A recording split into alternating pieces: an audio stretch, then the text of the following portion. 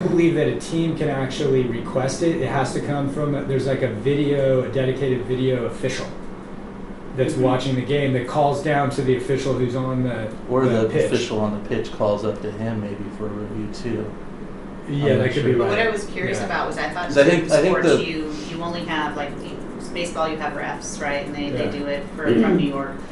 Tennis, I think if you get like 3 challenges, and then you get an extra one if you go to. I'm curious about what the deal is here. I think they're unlimited because teams don't get to challenge. Right, it's because the it's referee.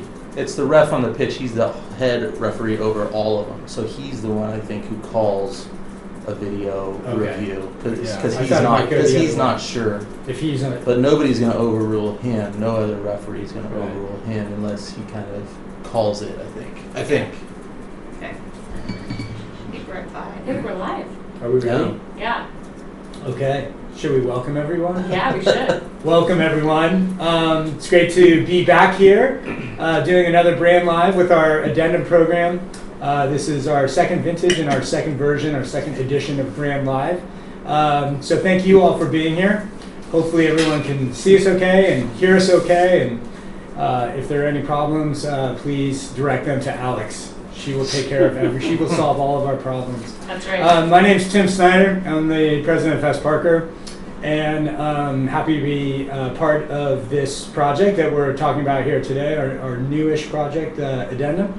I'll sort of serve as a bit of a moderator today, and I'll introduce the talent, if you will.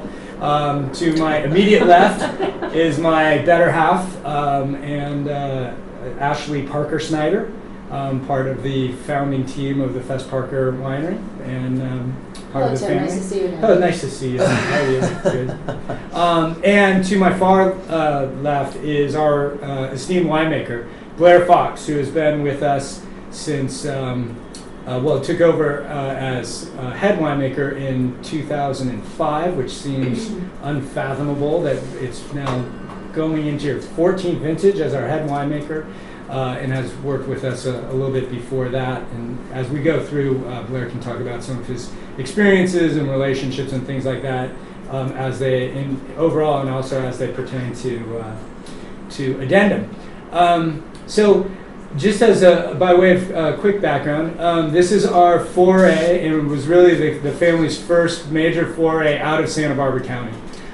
Next year, 2019, will be our 30th anniversary as a family-owned and operated winery. That seems to be becoming more and more rare these days, and it's something that we're definitely proud of. Ash can talk a little bit about our third generation getting more formally involved with what we're doing. And we felt like there was an opportunity several years ago to build on that foundation, expand on what we were doing, and take a stab at making some Cabernet Sauvignon from Napa Valley. And the culmination of that, of course, has been Addendum. So what I'd like to do first is just have Ash talk a little bit about, I referenced 30 years in the wine business coming up as a family, and maybe give a little bit of perspective on that, and talk a little bit about third generation and where we're headed. Sure. 30 years can go by like that, apparently. Truthfully, my brother Eli and Fess were the guys out in the field deciding where to build the winery, and I came back a year later when there was actually, when there were phones to answer and mail to pick up and bills to dodge and all that kind of good stuff. But Fess and Eli were really the driving force behind this.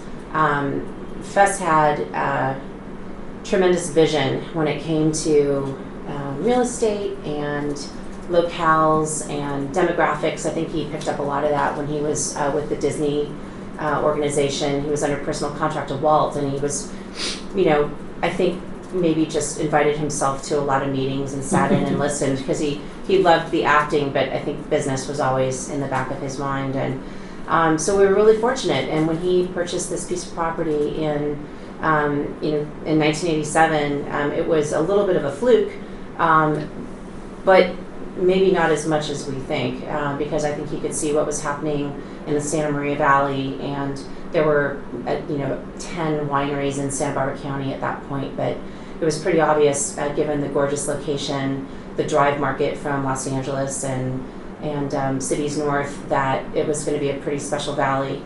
And so, they jumped in. They got some great advice from some really good folks in the industry, longtime names like Dale Hampton. John Belfi was our vineyard manager for years and years, and Eli, consulted with them and made decisions on what to plant, and it's really worked out beautifully. And then we were fortunate to be in a position when Santa Rita Hills really started to become an epicenter for Burgundian varietals, that we were able to purchase some land and develop some vineyards out there. And I know you've had fun working with that fruit, but like I said, 30 years can go by pretty quickly. It's great working with family, and this Addendum project is a really fun addendum to what we've been doing all this time. So. Yeah. So a lot of people have asked us why go to Napa. What was the impetus behind initiating a project like this? And I think on the one hand, from a portfolio standpoint, and from what we could offer to our wine club members and customers in general, we have been doing Burgundian varietals in a big way with Fess Parker, Rhone varietals with our Epiphany project. We've recently started a sparkling wine project called Festivity that has been a lot of fun. Well, fun for us. It's a lot of hard work for the winemakers, but fun for us. Work. And so adding a Bordeaux style project made some sense. We felt like if we were going to do it, we needed to do it in the right way, and we needed to make sure that we had the foundations to be very successful with that.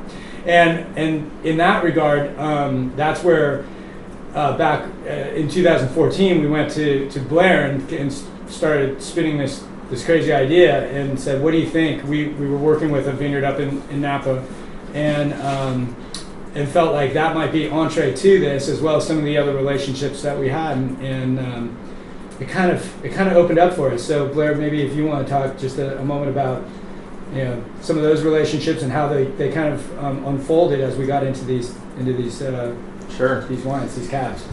Yeah, so I'm Blair Fox, head winemaker. I went to UC Davis, and I was learning about making wine besides guys like Andy Erickson and some other famous guys throughout the Napa Valley now. But at the time, we're just students like myself. So, but also we were making Syrah from Stagecoach so we actually picked the Syrah grapes, but they were picked at the Stagecoach Vineyard in Napa and then trucked down in a temperature-controlled truck, and then we were processing the grapes in Los Olivos at the state winery. That was kind of my first foray into the Napa Valley world. At the time, we were looking at trying to get Syrah from accredited vineyards, and again, Stagecoach just kind of popped to the top of the charts there. So I'd been making Stagecoach Syrah since 2007. That was actually going towards our Epiphany program. And then once this idea came about, I reached out to Jan Krupp, who was the owner at the time of Stagecoach Vineyard, and I think he and I drove around the vineyard and just found what I thought to be just a spectacular site for Cabernet. And then that was kind of the start of the Addendum program, and I think, frankly, it's probably the first wine we're going to roll into right now. Yeah. So I did change the lineup last minute, so hopefully everybody's aware of that. I wanted to roll into Stagecoach first because of the story and because of the relationship I have with Jan Krupp. I think it's just a spectacular vineyard, planted in Atlas Peak at the Pritchard Hill, up at the very top of Soda Canyon. Unfortunately, with the recent fires, or fortunately, a lot of the area around Stagecoach was kind of devastated, but Stagecoach Vineyard itself remained intact, which is fantastic. We actually did make a 2017 Stagecoach Syrah and Cabernet as well, which were also intact, which is great. This is 2015 Stagecoach Cabernet. It is one specific block, and it's block K2A actually in the vineyard. beautiful romantic block naming up there. But it's, I don't know how many people have seen this vineyard, but definitely a high elevation mountain vineyard. Extreme soils. I mean, basically, Jan Krupp had to dynamite granite out of the soil to create enough, soil material to actually grow grapes. And then he added back, compost and things, organic material to help with the growing of the actual grape varieties itself. If you go to our website, by the way, and you can get there either through addendumwines.com or through festparker.com, and then look at the tabs across the top of the web of the Fest Parker home site and click to Addendum. There are some beautiful pictures out of Stagecoach, and so you can get a sense of how striking that vineyard is, the mountain terrain and the big rocks and the boulders that Blair's talking about, and certainly the elevation change within that vineyard is pretty special. Yeah, it's an extreme site, mountainous, beautiful, and I think that kind of relates to this wine too. I think you see that mountain Cabernet fruit in this wine. This was all harvested on the 25th of September, so one day. This is only 117 cases produced of this wine, so very, very small production. Like I said before, this is all hand-picked at night, put straight into a refrigerated truck, and then hauled down to Los Olivos. Once it gets to Los Olivos, we actively destem. First we hand sort, then we destem, and then it's gently, either kind of gravity fed or pumped into a tank. I'm making wines very different when it comes to Cabernet, as I do with our typical Pinot Noir and Syrah kind of red wine making protocols. So these are going to static fermentation vessels, and then we're doing pump overs as opposed to hand punch downs. Again, I kind of learned as many tricks as I could from my fellow Davis grads and friends, kind of around the globe. So the 14 turned out pretty good, which we're all excited about, and then this is the next leap into the 15 vintage. Very different vintages, but again, I think this is a great Cabernet vintage. Now, the pump overs versus punch downs, that's tannin management and color, and is that sort of what you're looking for there? Yeah, lighter oxidation. It is tannin management for sure. We also have very, very long maturation or élevage and in tank prior to pressing. So again, I'm waiting for those tannins to soften these wines to evolve, and then they're all basket pressed once it's time. Typically, like these are running into that almost 40-day maceration window. So it is a very, very long fermentation, slow and cool and long. And we start out with pump overs, one day, and then we, as fermentation is kind of in the main window, we'll do a 2-day pump over, and then as it tapers off again, we get back down to those 1 day until we're ready to press. Excellent. As we talked a little bit, Blair and I were talking a little bit about some of the differences between 2014 and 2015, and I think that there are a couple of things that are interesting. One is the idea that this is an evolution for us, and I think we continue to learn and continue to have more and more resources at hand. But another thing that was interesting is the use of barrel and wood and new wood on 15s versus 14s, which was not 100% planned ahead of time, but turned out to be this way. Maybe you want to comment on that? Sure. So basically, every barrel we use in the winery is made specifically for us, and they've already all been ordered, 6 months prior to harvest. So 15 was a tiny, tiny vintage, and it was also, one of the earliest vintages on record, one of the driest, in the heat of the drought, and then also one of the lightest. So it was a very, very light crop. And so we had more barrels than we probably needed for the vintage, and that resulted in all of these wines being in 100% new French oak. It's all Bordeaux thin stave, top cooperage, and I think these wines, while that French oak, will add some spice and subtle nuance, I think, you're really still seeing these vineyards in this wine, and the oak's not overpowering or even really relevant. Yeah, it's soaking it up. Yeah. The new oak pretty well. The fruit concentration and tannin is nice. I was actually shocked when you said that it was all of these are 100% New French. Yeah. Yeah, it's good. It's nice. It's nice and balanced. It's good. We have a question. We've got a couple of questions. One was just touched on a little bit. This comes from Wine Julia from the Willamette. And she says, what was it about Stagecoach that made you decide to choose fruit from this particular vineyard? Talking about soil, location, terroir, relationships, all of the above. You kind of touched on that, but maybe delve in just a little bit deeper. Yeah, so again, having that kind of long-lasting relationship with Jan Krupp, making Syrah since 2007, and frankly, driving right by this block of Cabernet, I kind of already established a relationship with not only the vineyard owner / grape grower, but also with the vineyard itself. So I think it was just a natural, easy progression to reach out to him. We also did, we also went through some Napa Valley tastings, between the family. And the winemaking team, and we just found Stagecoach to be special, with other producers as well. So I think that it kind of, that made it happen.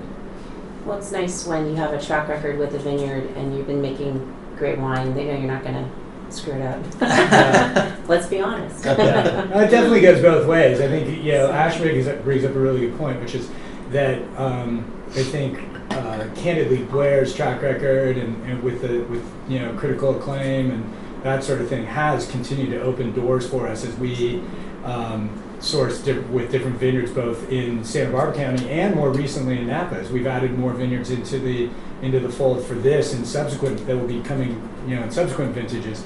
I think people feel comfortable that their fruit is going to be taken care of and presented in the proper manner. Was there another question? There are a couple of other questions. Okay. Specifically with regards to Stagecoach, Jeff Kralik, your old friend, would like to know, are your Stagecoach customers mostly Fess Parker carryovers as a result of those relationships, or is this a new audience altogether?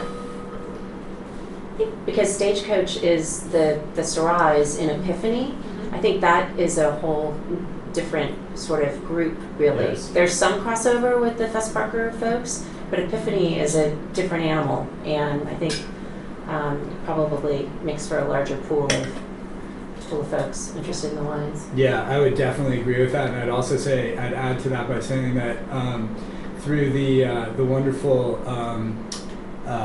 stewardship and brand ambassadors like the folks on the other side of this camera, more and more people are learning about Addendum and coming into the brand family through Addendum too, is what we've seen this last year.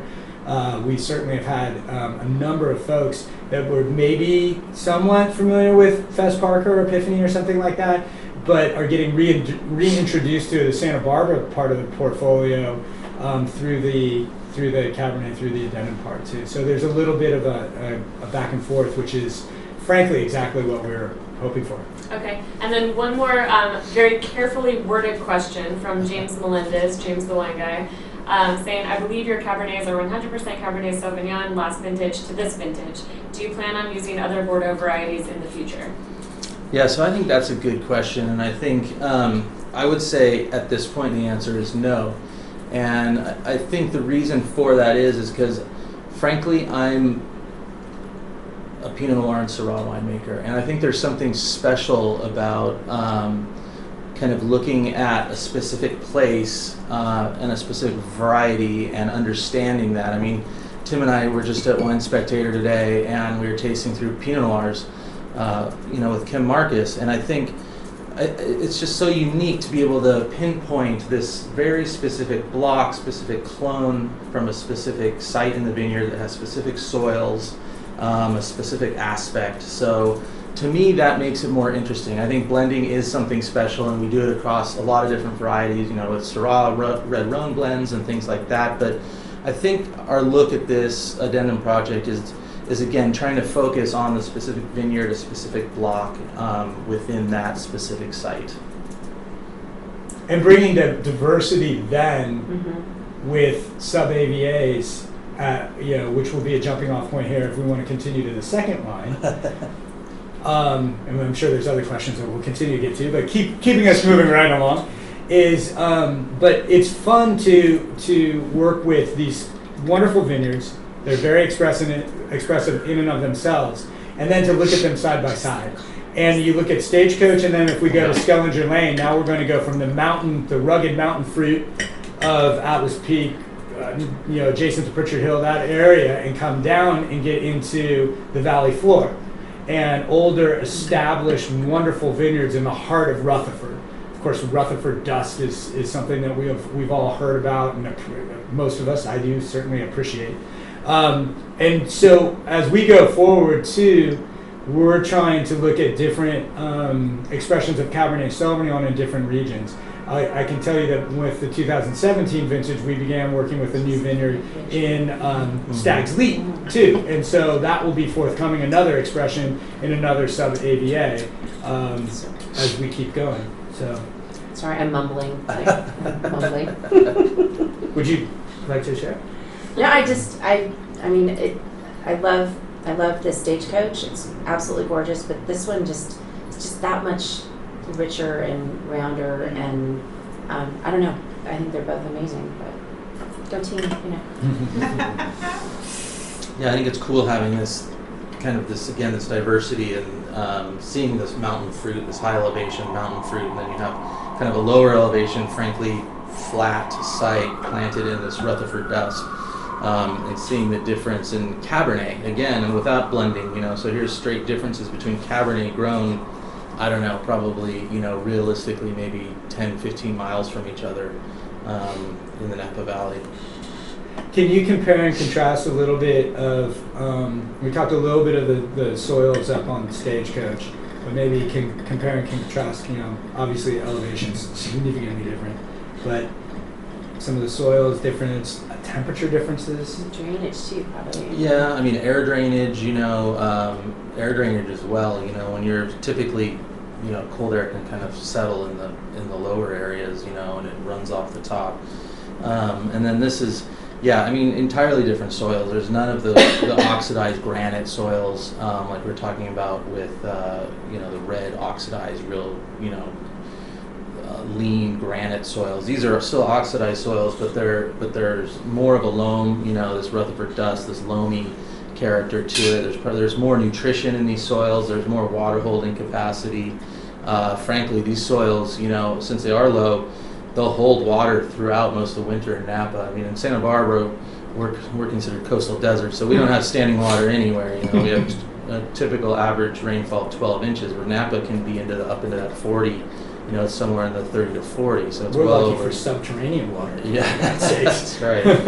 So this will have standing water, more water holding, more clay content as well in this lower laying vineyard. Yeah. Jeff Kralik just has a quick question for you, Ashley. He says, I hear mumbling is a course offered at Bates College. Is that true? That is the belief at Bowdoin. So. I'm just going to take the high road this year. I'm not going to go there. We did win the CBB football championship. I'm just saying. Snap. So, we can talk offline if you really want to later, but I don't think you do. I'm not going to bring Williams into the conversation at all. I'll just leave it at that. Ash, can you talk a little bit about kind of what you think Fess would have thought about this, and kind of how Fess was an amazing person for all of those of us who had the opportunity to spend time with him. And as we all know, was always moving forward. And never content to sit still.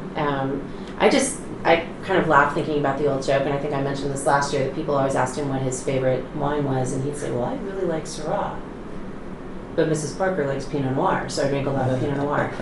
He would have been nuts for this. I mean, I think he really would have, and I think he would have appreciated the fact that, Cabernet has a standing that can't really be, they're not going to get knocked off Cab's not going to get knocked off the pedestal anytime soon. And I think Fess would have really appreciated the fact that we kind of got out of our comfort zone and came up and found beautiful vineyard sources. And he loved that you're becoming the sort of winemaking version of a utility player. I mean, we say this to our children all the time. You'll thank us someday, Yeah. I think we would have gotten a huge kick out of this. And No pun intended. no, Yeah. no pun intended. So. We have a lot of questions. I know what I was Okay. gonna say, I'm starting to get a little bit nervous. Yeah, exactly. Okay. Questions. We'll stop. We'll answer. Okay, let's start with, we've got quite a few great questions from Ilona, palate exposure. She said, and I might kind of group these together a little bit, you touched upon the vintage variances between 14 and 15, but besides small crop, what are the biggest standouts of 2015 for you? And then, do you have any input in how the blocks that you source from are farmed? And then finally, she's very interested, Blair, in tannin taming and how important tannin management is to you in terms of overall flavor profile. Okay. So I'll start with vintage. So 2014 vintage was, heavier crop obviously than 15. It was kind of a richer, rounder, more opulent final wine vintage as well. I think 15s are going to have maybe more ageability. I also think our style has kind of been evolving slightly. We've done, again, a lot of tasting with Cabernet, and I think we're honing in on our favorite style, which may be a little bit more on the elegant, tier of Cabernet, and not on the kind of the big, huge, rich, ripe, high alcohol tier. So I think that's another slight evolution with this brand, and probably moving forward. I think in 14 I made those wines a little riper in style, and it was kind of that ripe, opulent vintage, where 15 was a little bit, it was earlier for sure, and more elegant, and so those are the biggest differences I see with the two vintages. What was the third and fourth and fifth part of the question? How the blocks are farmed, kind of what's your Okay. knowledge, how intimately are you familiar with that, and then your thoughts on tannin management when it comes to flavor profile. Yeah, so I visit these vineyards, a few times a year, and then talk to the vineyard management team. And frankly, I mean, these are super high-end established vineyards that I don't have to go in and be too worried about what's going on out there. I know in the Skellinger Lane, there were parts of the vineyard that were replants and young, and I tasted through that part, and I didn't think it was quite as evolved and ready as the other part, so I didn't pick that with the Skellinger Lane, the other Skellinger Lane, and wasn't forced to. So so that was a difference, and there's constant. I'm looking at what's going on, tasting, and I'm making the final decision on when to pick, obviously, but in terms of overall grape farming, these are super legitimized vineyards that are very, very the ultimate pinnacle of quality. And then, sorry, what was the next one? Tannin management. So tannin management, it's basically through pump over, which leads to oxidation. It's how much oxygen you're introducing to get like long form, chains, which lead to softer tannins and rounder tannins, taking out those sharp edges, and it's constantly with the the élevage, the extended élevage and maturation. You're looking at the evolution of that wine in the tank, and from that aspect, you're pressing it at that exact time when you feel it's ready to press. It has all the qualities you're after, and again, we're separating the hard press fraction out with the basket pressing of this, and then we're settling this in tank and then transferring it directly to barrel, where it sits basically untouched for about 2 years. And after 2 years, that's when we're assembling these blends and selecting the specific barrels to go into each one of these wines. We did, I should point out, we were talking about this earlier, we did bottle the 15s a little bit earlier, with an eye towards kind of what Blair was talking about, elegance and freshness and lift. That was one of the other inputs. So still about 2 years in barrel, but the 14s were almost nearly 2.5 years in barrel. So there's I think there's some shifts and some evolution that's going on, as Blair said, toward a style that I think we have some consensus that we're trying to achieve.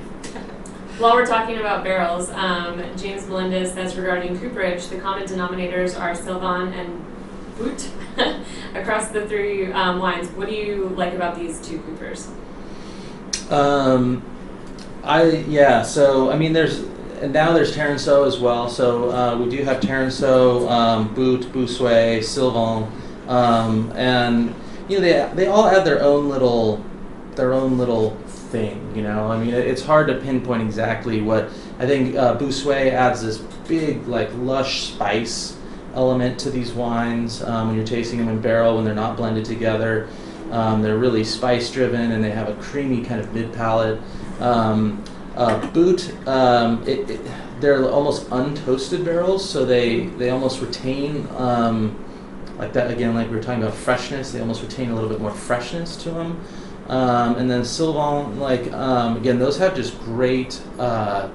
I think they just elevate the fruit. It's this really fresh, vibrant, elevated fruit. So they all add their own little component to it. And again, that's blending and what really makes wines interesting. Are you seeing lower toast in general in barrels these days for more refinement? Again, through with Cabernet, yes. Yeah. I'd say, when we get into Pinot Noir and Syrah winemaking, not so much. I mean, Pinot Noir as an elegant variety can really handle toast and Burgundy-shaped barrels. So Yeah. kind of different animal, though.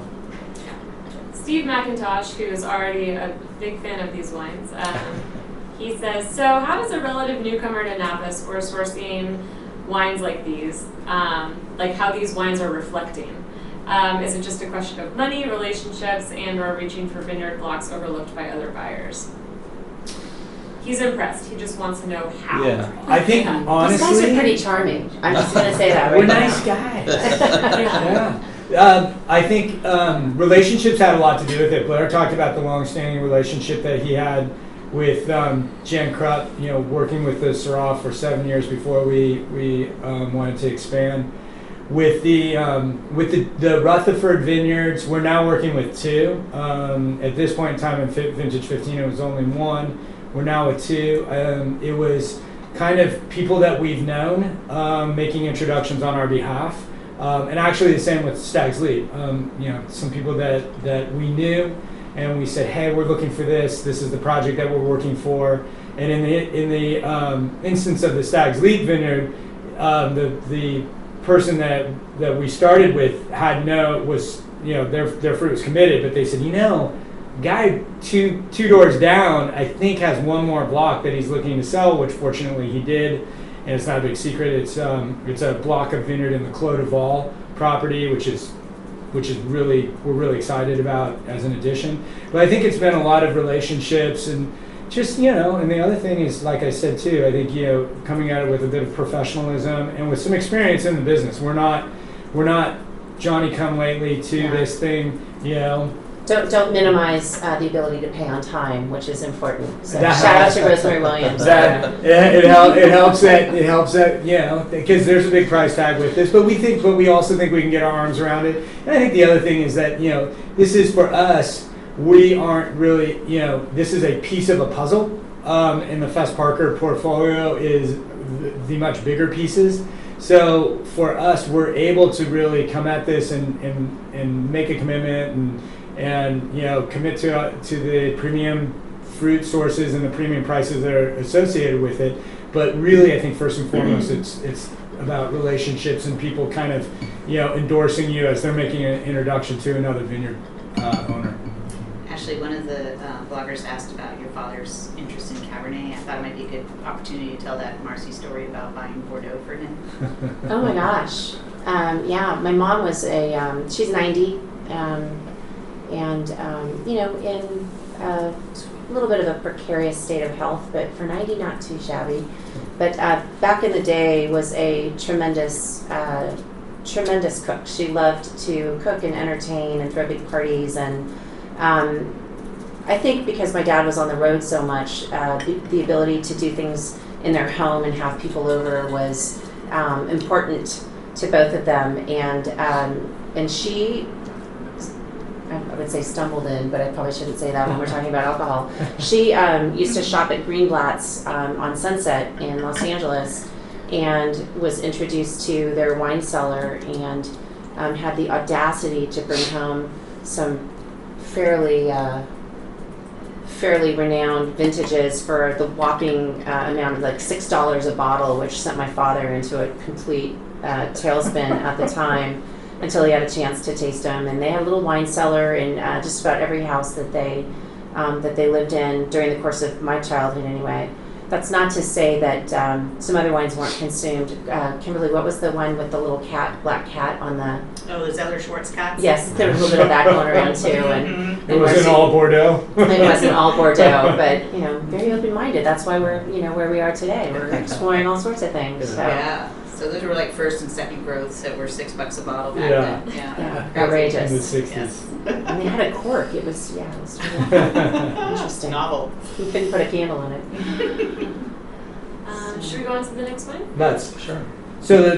The final wine of the tasting is to remind you. In 2015, we were working with two vineyards only, so it's a blend of 2 vineyards. Right. So, you want to talk about this? And a super tiny production team. We produced 76 cases of this wine, so very, very small production. So this is 75% Rutherford, 25% Stagecoach.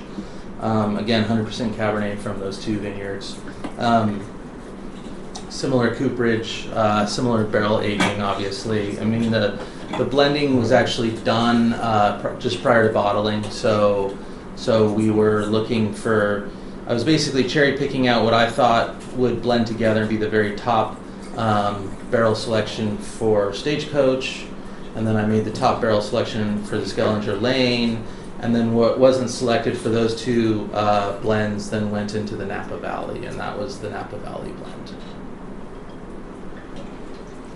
I always like the Napa Valley, the 2 vintages that we've done, I suppose. But I think it's really interesting to bring together characteristics of both the mountain fruit and the valley fruit. For me, the 14, and I would argue, I think that it's true again in the 15, is that this Napa Valley, the blending of the 2 vineyards is maybe a little bit more approachable. In The its tannins use. aren't quite as. Yeah. Yeah. I mean, that's. Yeah, the tannins are a little softer, it's a little more approachable, and a delicious expression of Napa Cabernet. I think we're really making, the 2 vineyard selections to be those really long-lived, long-aging, examples of Cabernet Sauvignon. And like Tim was saying, this one we're hoping is a little bit, a little bit more evolved, a little bit easier to drink earlier. I think you nailed it when you were talking about the 14s versus the 15s. These are definitely a little more refined. I don't know. It's really subtle, but it's at the same time. Yeah. It's easy to ID when you taste them. Difference of vintage, difference of picking ripeness. Well, and I think just your kind of comfort level with them too, and having kind of more control over everything with the 15 vintage definitely helped. Speaking of vintage, Tim, this is more for you, but the question was, congrats on the second vintage. If they can go back to 14, curious to know how the inaugural vintage was received, and did the new endeavor exceed expectations? Sure, yeah. Well, first of all, it's definitely, this program is meeting expectations, as I alluded to earlier. Being an ambassador for the portfolio and reaching new customers and new people that are then coming back and finding out about the lovely Pinot Noirs that we're making with Fess Parker and Chardonnays and et cetera. The 14s were met with fantastic critical acclaim. In fair and kind of across the board. All major critics that reviewed these wines and assigned the lovely objective, subjective points to them, they really scored well across the board. And that's, candidly, that's something that I think we take pride in, is when we have wines that are scoring well with a multitude of different reviewers. It's not just one person's, singular palate that is giving it a high score, but all of these, wine professionals are sort of endorsing the quality in the bottle. So 14 really scored well, really did well, was very well received. Consumers have really enjoyed the wines. Sigh of relief from me. Yeah, well, right, yeah, I think for all of us, you're pretty confident in your vineyards and you're very confident in your team, and you think you've got everything put together, but until it actually, comes to fruition, there's a little bit of trepidation, I suppose. We're fortunate too that now at the winery we have a gorgeous space dedicated to tasting Addendum. Yeah. And it's a pretty in-depth tasting with a little pairing, and it's its own super cool glass walled space, and it's nice to have because it's a very different vibe from the Fess Parker tasting room. It's very elevated, it's very upscale, it's very exclusive, and you're all welcome. Having said all that, you're all Please welcome. come. But it's nice to have a designated spot to really showcase these wines. So Absolutely. And if I may also, we have purposely really limited the distribution and the strategy behind that. It's almost exclusively direct to consumer on our website, through our mailing list, offers to our top existing wine club members, as well as then bringing people in to do tastings at the Addendum space that Ashley was referencing. And then also very few restaurants, mainly in Santa Barbara and Santa Barbara County, are carrying these wines.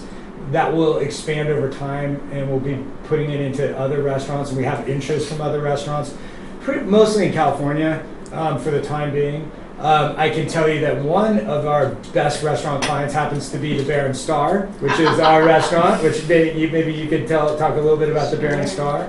But they're pouring it with a Coravin, which has been great. that makes it really accessible for everybody to do it that way. So the Bear and Star is nestled in our little inn in Los Olivos, the Fess Parker Wine Country Inn. Our creative mind behind that is John Cox, who I think I told you last year. I think we were just opening last year when we did this. We've got a year under our belt.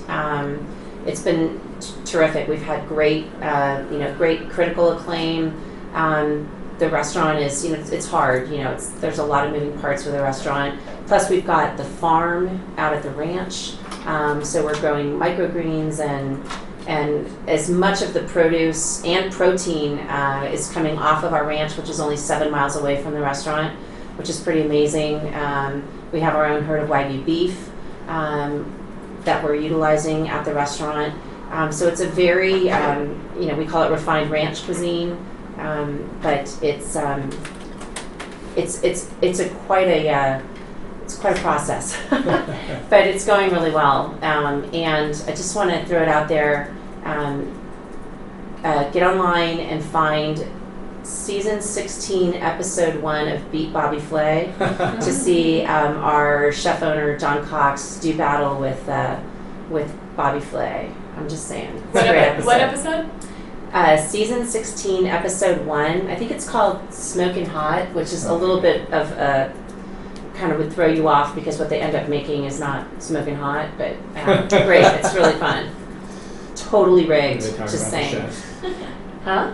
They were talking about the chefs. Yes. Yeah. Yeah, smoking hot chefs. Right, Yeah, sure. maybe. I don't know, maybe. A few comments and questions, just coming back to the Napa Cab. One comment comes from Steve McIntosh again. He says, that's his personal fave. Remember that scene from the movie Jerry Maguire when she says, "You had me at hello"? Oh. This wine had me at first sniff. Hashtag oh mama. Thank you. Cheers. Cheers. And then Ilona wanted to know, she says, these wines are truly blossoming with every breath of air. They strike me as both profound and delicious on release, yet infinitely age-worthy. In that vein, what would be your recommended maturity gates?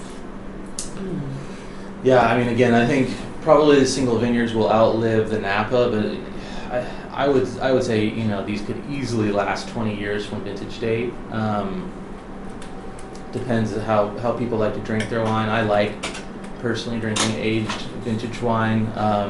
So yeah, again, more kind of fruit forward now, but as time goes on, you'll really pick up more of those earthy notes and kind of, delve more into the spice elements. Well, Kate Heron, 2038.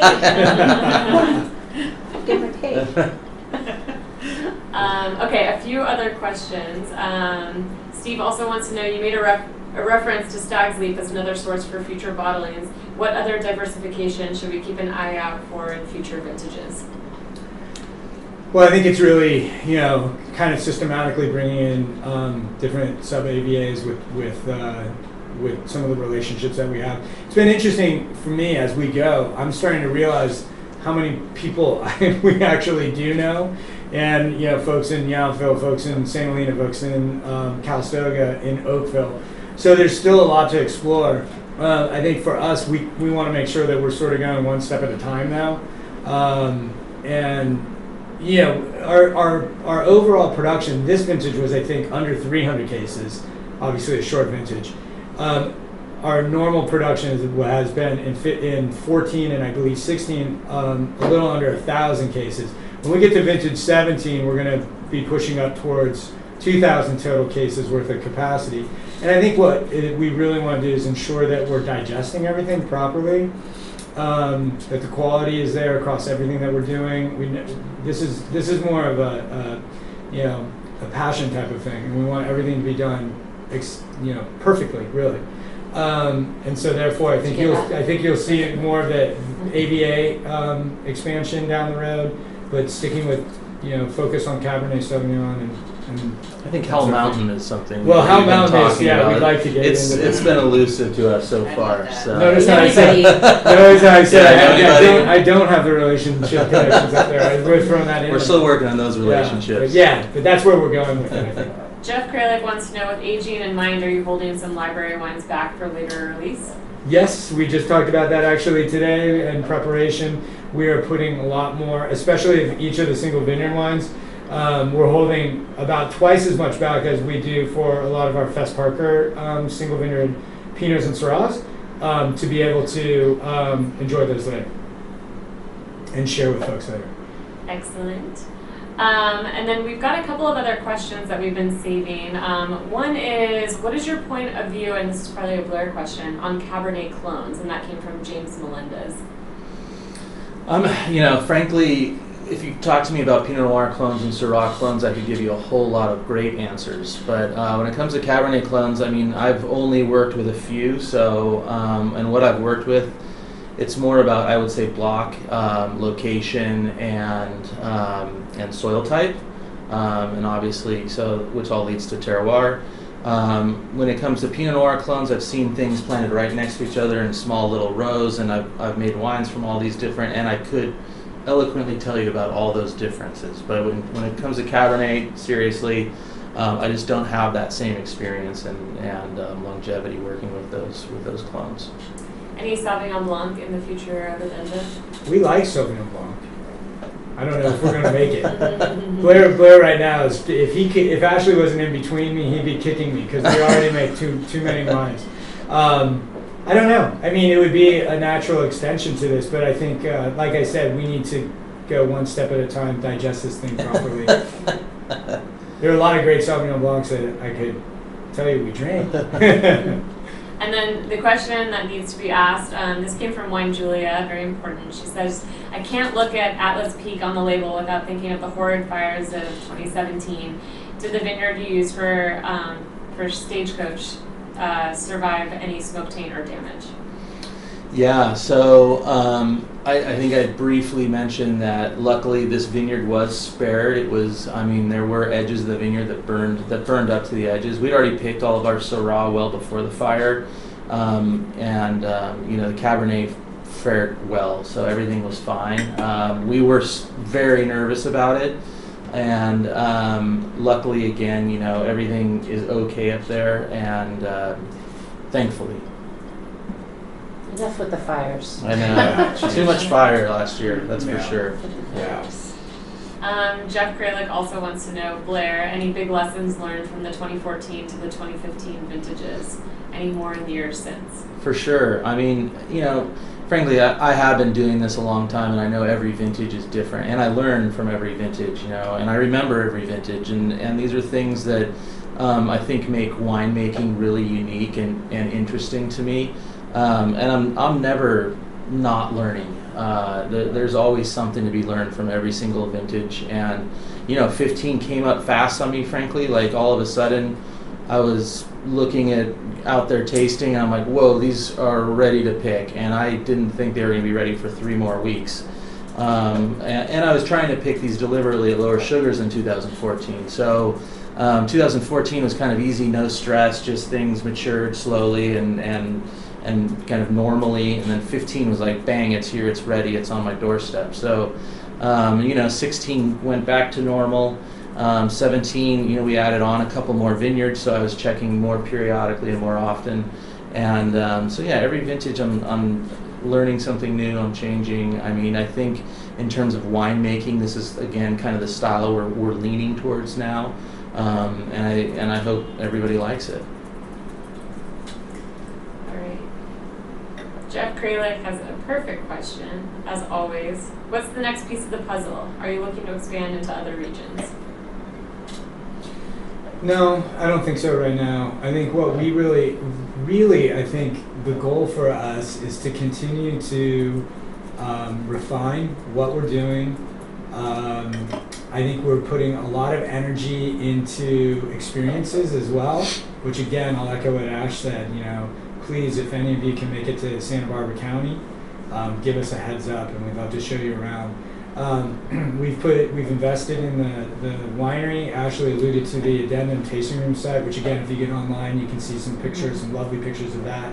We've upgraded our facilities with more diversity as well with Fest Parker in the tasting room, and also then when you step back and look at Fest Parker, we're working with new vineyards to us, but going back to some of the old classic, iconic vineyards of Santa Barbara, like San Fran Benedict and now Fiddlesticks and things like that.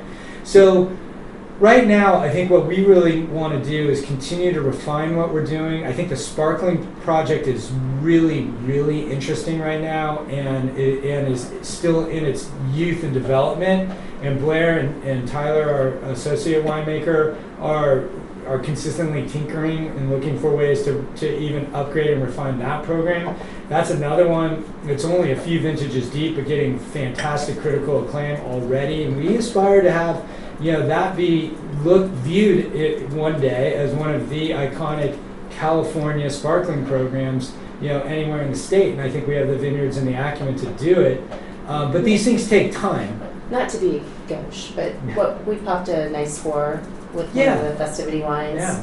And it was the only one from Santa Barbara County. Anyway. That's right.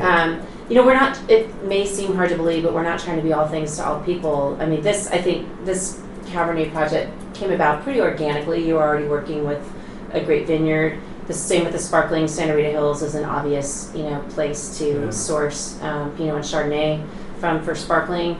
I think we really, we have distribution nationally with Fest Parker, a little bit less so with Epiphany, and then the Addendum and the sparkling are virtually all direct to consumer. But we would love for people to come to us and experience what we have going on. And we do have a lot of family involved with everything that we're doing. My son Spencer is our new family representative out working nationally with distributors and our sales team. He's 6'8" and bears a striking resemblance to his grandfather. He may be more effective in like collections or something like that, and darkens your doorstep. But he worked Harvest 14 and then worked in the tasting room before he graduated from CU Boulder.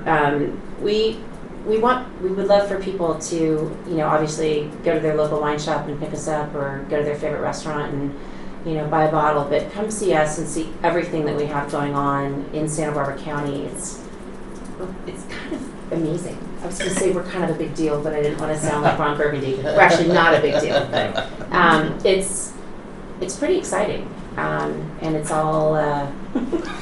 Well, we have a lot of work to do on all of that, and I think that's why we really need to continue to focus and refine the projects that we've started, and knowing this family and the DNA and the not to be content nature that runs through it, something will pop up at some point in time, but right now it's not on the radar. It's not like we're looking for new things, right, Blair? Please. Maybe you'd have time to get a haircut. Well, we've got a couple of minutes left, and there's a fair amount of interest in the sparkling wine program. Maybe we can just touch briefly on sort of the details behind festivity, varieties, style, etc. Blair. Sure. So it started out where it was very tiny, and everything was done in-house, and that was something that I thought was a necessity. So, but at one point we were physically, hand disgorging each bottle, and that was a lot of work as well. So, and hand riddling and hand everything. So it's definitely the traditional method. It's all Pinot Noir and Chardonnay, and then we have kind of a fun sparkling Grenache that's kind of an ode to Australia. I worked in Australia and made wine in Australia, and it's kind of one of those fun things. It has, it's called sibling bubblery, and it kind of has a Brother, sister, thing going on the label. But and so that's fun, and that has a port dosage. But I mean, basically with the Chardonnay and Pinot Noir, we do a Blanc de Blanc. We do a Blanc de Noir, we do a Cuvée, a Brut Cuvée, and then we do a Brut Rosé. So, and it's all from our vineyard called Parker West, which is off the Sweeney Canyon in Santa Rita Hills. It's a gorgeous vineyard, perfectly suited to Pinot Noir and Chardonnay, and I control the farming for the specific blocks for sparkling wine. We also make still Pinot Noir and Chardonnay off of there as well. And then we do it all in house. So it's all bottled. It's all aged. In tirage for typically around a year and a half to 2 years, and then it's disgorged and given its dosage. And it's a fun project. It's a nerve-wracking project because it is every single fermentation is its own fermentation in that individual bottle during secondary. But the results have been great, and we're super excited about it. we have the little bubble shop in Los Olivos That's right. that we. It's only open 4 days a week, but it rolls. It's really fun. Great, right there adjacent to the Epiphany tasting room in Los Olivos. So nice little spot to pop into, Yeah. especially at the end of the day. You can have all the major grape varieties all in one place. Yeah. It's pretty great. I think that's it. Wonderful. Well, thank you all for being here again. Please do think about us in Santa Barbara County. We would love to show you all of this and taste some more. We're really excited about Addendum, and we think that the second vintage, the first vintage was, I think, very successful, like we talked about, certainly successful from a critical acclaim standpoint. I like these wines every bit as much, probably more, candidly. And I think, but it's a process, and it's a journey, and it's really exciting to see us take this next step. Hopefully you all enjoyed these wines as well. And we'll... One last question. Yeah, one last question. From James Melendez, what's in store for your 30th anniversary? We'll be Debauchery. Debauchery. We're putting together a series of events both at the winery and around the country. We'll be doing some looking back into the library and looking at some of the aged Rodney's Vineyard Syrah, our state ranch, and some of the special sparkling release. The special sparkling release for New Year's is on, extended tirage on this particular one is coming our way as well. Some embarrassing photos with hammer pants on the bottling line and bad hair, like mullets and things like that. Before my time, so I feel good about sharing those had with other chops. people. You had chops. Well, I might have. Yeah, Blair still does. But a series of events at the winery and on the road, and we'll be continuing to update those on our event page on our website, festparker.com, so kind of stick with that periodically. And we'll also get the word out to all of you via Kimberly and Alex and company when we put together our final iterations. But it should be, we have some cool food and wine things as well, some cool stuff in the hopper. Only 500 and something years to go till we match the Antinori's, right? Is that what it is? Okay. Something like that. We're on your We got tail, this. watch out. We got this. Yeah. So thank you all very much. We really appreciate it, and hopefully you really like these 2015 version of the Addendum wines, and we'll look forward to seeing you down the road. Cheers, guys. Thank you. Thank Thank you. What do you-